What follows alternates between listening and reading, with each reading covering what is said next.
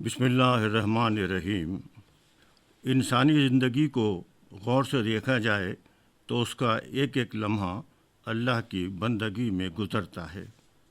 یہ بندگی ایک تو زندگی میں فطری تقاضوں کی تکمیل ہوتی ہے، اور دوسرے یہ کہ انسان اپنے ارادے کے تحت اللہ کی بندگی اختیار کرے تو اسے عبادت کہتے ہیں۔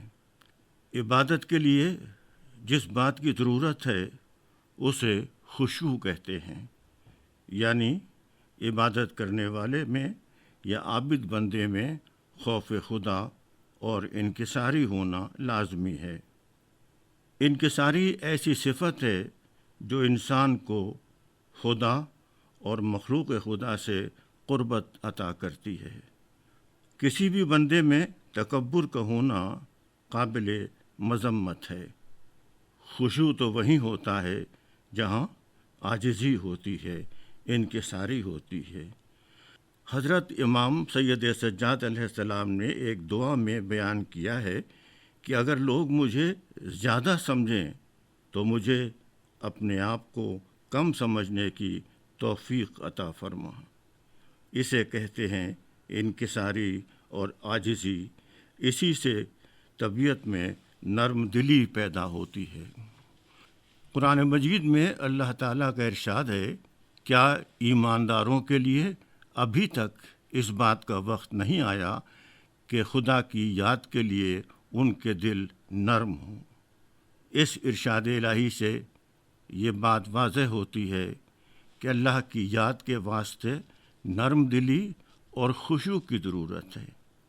جہاں نرم دلی ہوتی ہے اور خشوع پایا جاتا ہے وہاں اللہ سے اتنی قربت ہو جاتی ہے کہ قرآن مجید میں ارشاد خداوندی کے مطابق یہ لوگ سجدے کے لیے منہ کے بل گر پڑتے ہیں اور روتے جاتے ہیں، اور یہ قرآن ان کے خشوع کو بڑھاتا جاتا ہے۔ قرآن پاک کی تلاوت ایسا مفید عمل ہے جس کے ذریعے انسان کو سکون ملتا ہے۔ صرف یہی نہیں کہ سکون کی دولت حاصل ہوتی ہے، بلکہ زندگی گزارنے کا ڈھنگ آ جاتا ہے اور صحیح طریقہ آ جاتا ہے، وہ طریقہ جو معاشرے میں امن و امان قائم کرتا ہے، اللہ کی خوشنودی کا ذریعہ بن جاتا ہے۔ خشوع اور انکساری انسان کو قناعت کی دولت بھی فراہم کرتی ہے۔ انسان کے لیے قناعت بہت قیمتی سرمایہ ہے۔ حضرت امام زین العابدین علیہ السلام نے دعا کے سلسلے میں پروردگار کے حضور عرض کیا، اور میں ایسے نفس سے تیری پناہ مانگتا ہوں جو قناعت نہیں کرتا ہے، اور پیٹ سے جو سیر نہیں ہوتا، اور ایسے دل سے جو خشوع اور انکساری نہیں رکھتا۔ در حقیقت خشوع کا مفہوم خلوص نیت اور انکساری میں موجود ہے۔ حضرت امام جعفر صادق علیہ السلام کا ارشاد گرامی ہے کہ ایمان عمل کے بغیر نہیں، عمل یقین کے بغیر نہیں، اور یقین خشوع کے بغیر نہیں ہے۔ اس کا مطلب یہ ہے کہ خشوع اخلاص کو اور انکساری کو کہتے ہیں۔ اسی سے عبادت کا مفہوم واضح ہوتا ہے۔ دعا کا بہترین معاون خشوع ہے۔ یہ بڑی توفیق کی بات ہے کہ جب اپنے مقصود کی ہدایت ہو جائے تو اپنے رب کے لیے جس قدر خشوع کر سکتا ہے وہ کرے۔ قرآن کریم میں مختلف مقامات پر خشوع کرنے والوں کی صفات کا تذکرہ کیا گیا ہے۔ مثال کے طور پر سورہ انبیاء میں ارشاد الہی کا مفہوم ہے، اور ہم کو بڑی رغبت اور خوف کے ساتھ پکارا کرتے تھے اور ہمارے آگے گڑ گڑا کر رویا کرتے تھے۔ خشوع کی حالت ایسی ہے کہ اللہ کی بندگی کے سامنے آنکھوں سے آنسو روا ہو جاتے ہیں۔ یہ ان لوگوں کو نصیب ہوتا ہے جو خشوع کے ساتھ اللہ کو یاد کرتے ہیں۔ حضور نبی کریم صلی اللہ علیہ وآلہ وسلم نے خشوع کرنے والوں کی 4 علامتیں ارشاد فرمائی ہیں۔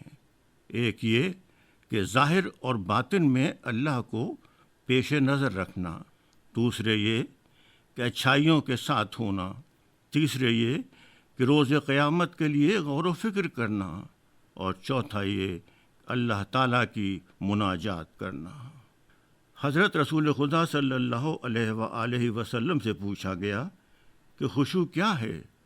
تو آپ صلی اللہ علیہ وآلہ وسلم نے فرمایا، نماز میں تواضع اور انکساری، اور بندہ اپنے رب کی طرف سے پورے دل کے ساتھ توجہ کرے، یہ خشوع ہے۔ واقعی یہ حقیقت ہے کہ جب تک دل پوری طرح سے خشوع نہ رکھتا ہو تو وہ جسمانی طور پر کس طرح خشوع کا مظہر ہو سکتا ہے۔ خشوع اور انسانی دل کا بہت گہرا تعلق ہے۔ اگر خلوص دل کے ساتھ خشوع نہ اپنایا جائے تو وہ بے اثر ہو جاتا ہے۔ حضور نبی اکرم صلی اللہ علیہ وآلہ وسلم کا ارشاد گرامی ہے کہ نفاق پر مبنی خشوع و خضوع سے بچتے رہو، جو یہ ہوتا ہے کہ جسم تو خشوع کی حالت میں نظر آتا ہے لیکن دل میں نہیں ہوتا۔ آپ صلی اللہ علیہ وآلہ وسلم نے ارشاد فرمایا کہ نفاق والے خشوع سے خدا سے پناہ طلب کرتے رہو، کہ جسم میں تو خشوع ہو لیکن دل میں نفاق ہو۔ مومن کی زندگی کا تقاضا یہ ہے کہ اس کے ظاہر و باطن میں فرق نہ ہو۔ اگر ظاہر و باطن میں خشوع ہوگا تو ہمارا معاشرہ صحیح معنوں میں انسانی اور اسلامی معاشرہ کہلائے گا، وہ معاشرہ کہ جہاں جہالت کی تاریکی ختم ہو اور علم کی روشنی سے سارا ماحول منور ہو جائے۔